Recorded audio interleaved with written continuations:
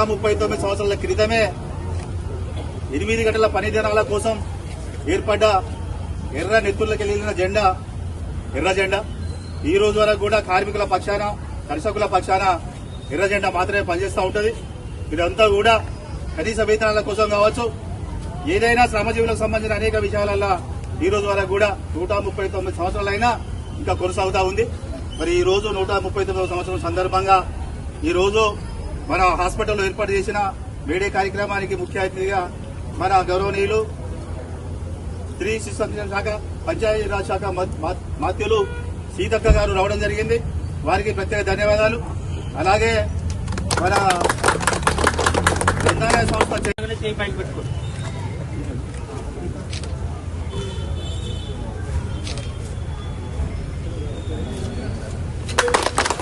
వర్ధిల్లాలి ప్రపంచ కార్మికుల ఐక్యత, వర్ధిల్లాలి ప్రపంచ కార్మికుల ఐక్యత, వర్ధిల్లాలి మేడే, వర్ధిల్లాలి మేడే, వర్ధిల్లాలి ప్రపంచ కార్మికుల ఐక్యత.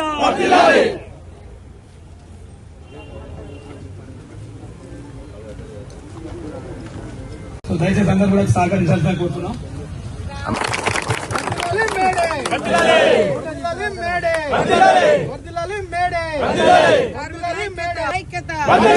ప్రపంచ కార్మికుల ఐక్యత, కార్మికుల హక్కులు, కార్మికుల హక్కులు రద్దు చేయాలి. 4 లేబర్ కోడ్లను రద్దు చేయాలి. 4 లేబర్ కోడ్లను రద్దు చేయాలి. 4 లేబర్ కోడ్లను మరి పనిచేసేటువంటి కార్మికులను కర్షకులను గౌరవించాలి. వాళ్ళ కష్టానికి తగ్గటువంటి వేతనాలు ఇవ్వాలి, గుర్తింపు ఇవ్వాలి.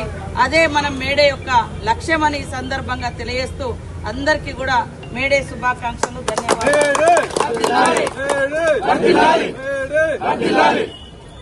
ఉన్నటువంటి కార్మికులందరూ కూడా 139వ కార్మిక ఆవిర్భావ దినోత్సవాన్ని ఘనంగా నిర్వహించుకోవడం చాలా సంతోషం.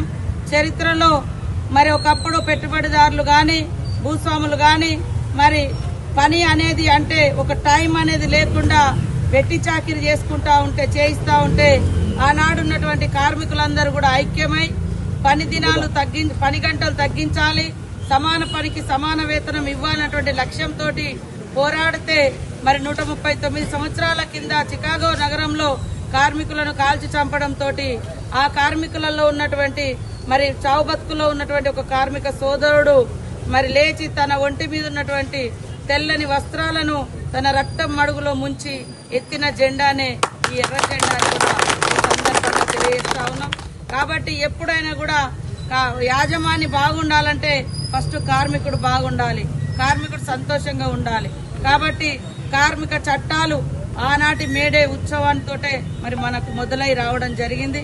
ఈ చట్టాలను కూడా అమలు చేయాల్సినటువంటి బాధ్యత మనందరి మీద ఉందని తెలియజేస్తూ మరి కార్మిక డే సందర్భంగా మా కార్మిక సోదరులకు అందరికీ శుభాకాంక్షలు, ధన్యవాదాలు తెలియజేస్తాం.